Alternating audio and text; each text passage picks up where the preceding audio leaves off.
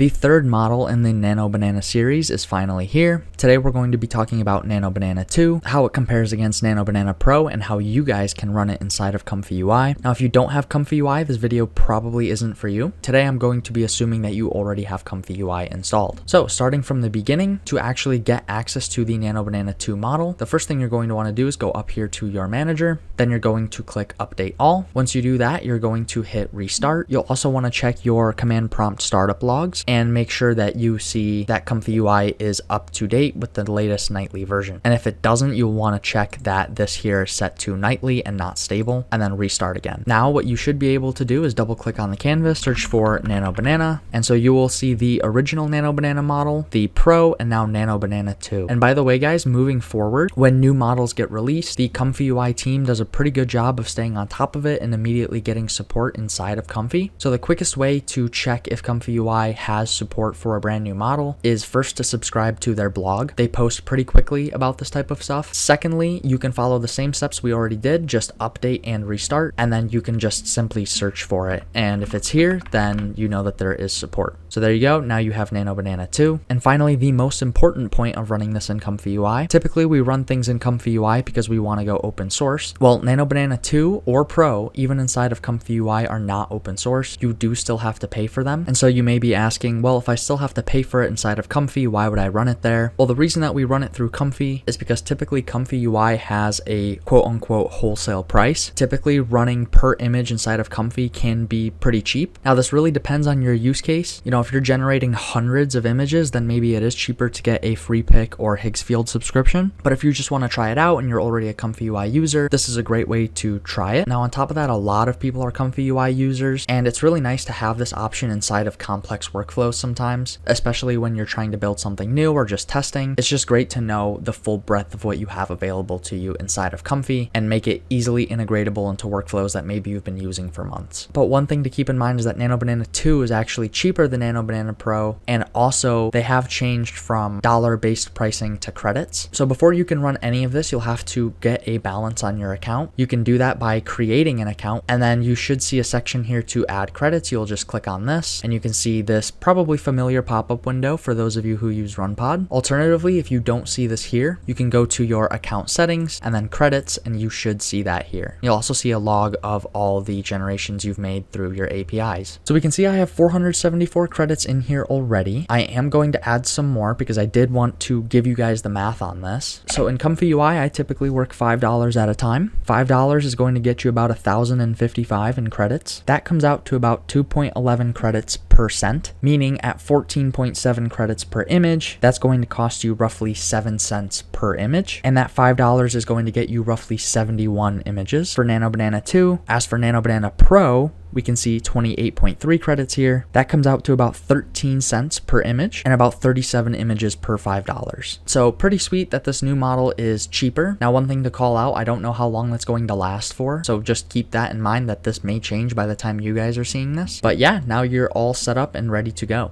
Now we can actually do some testing. So just like Nano Banana Pro, we have 1K, 2K, and 4K. Again, the cost is going to vary based on what you select, but even at 4K, you're not even paying as much as Nano Banana Pro at 1K, even if you set your thinking to high as well, which is pretty crazy. We can also see the instruction prompt here, so if you wanted to mess with this at all, you could. I'm not going to mess with this though, as we don't really need to. Now, the main thing that I want to test are a couple of the same tests that we did for Nano Banana Pro, and then I also want to directly test some of the claims that they actually make on this model. The big one supposedly being that Nano Banana 2 is significantly quicker. Another point being that we can add up to 14 objects. Now that's something we did test with Nano Banana Pro that turned out pretty good. They claim precise instruction following, and overall they say it's just a lot better than Pro in terms of fidelity, in terms of quality, and we are going to test all of that right now. So the first thing that I'm going to do is actually set up a batch images node. And so the point of this is so that we can actually batch send images to Nano Banana. And if you are sending, up to 14 different images, which we are going to try and do. What you definitely want to do is make sure that you select both of these nodes and press Ctrl B to bypass, just to make sure you're not accidentally running something you weren't prepared for when you're just trying to see how the images batch together. So we are going to do a test that we did last time, which was a group photo. We're just going to load up all of our images here. Now this is more than we did last time. In our Nano Banana Pro video, I believe we did 8 images. This time we are doing 12. So not quite maxing out the 14 image limit. So there you go. Now we have all of our images hooked up. And to confirm that we are sending it to the model correctly, we're going to attach a preview image node here and run this. And that's why I said to bypass these, because we don't want to load all of this and then come to find out that our images are batching incorrectly or cropped accidentally. Just waste a ton of credits on that for no reason. But we can see that the entirety of all of our images are getting in. We're going to unbypass these. I'm going to add a string node. Again, coming back to that standardization idea, we're going to give both models the exact same prompt. And so we're going to take the same prompt from our last video, which was candid iPhone group photo of all these characters standing together with arms wrapped around each other's shoulders. Vacation group photograph in front of the ocean shore during a golden orange sunset. Vacation resort environment. Now we're going to make sure that we're giving the same settings to each. For aspect ratio, we'll do 16:9. We'll do 2K for both. Make sure both are set to image only. And now we will hit generate. So we can watch this kind of in real time here to see which one is quicker. All right, both of the generations have kicked off. Now again, the time may vary. It really depends on when you're running this. All right, and we can see that Nano Banana 2 has completed about 48 seconds. Looks like that was about 15.6 credits. So again, not entirely correct like we saw last time. So just keep that in mind that this is rough. It's an estimate. Looks like we're still waiting on Nano Banana Pro. All right, and here we go. Now we got our 2K from Nano Banana Pro as well at about 84 seconds. All right, so on the top we have Nano Banana 2 and on the bottom we have Nano Banana Pro. At first glance, I think I like Pro more. Now we uploaded 12 different people, so we need to confirm that there are 12 people in each image. So there are 15 here and 13 here. We did ask for a group photo, so I'm not necessarily surprised. Now in terms of overall adherence to the prompt, I definitely think that Nano Banana Pro seems to be doing a better job. It looks like we got almost all of our characters in here. The main identifiable one being her.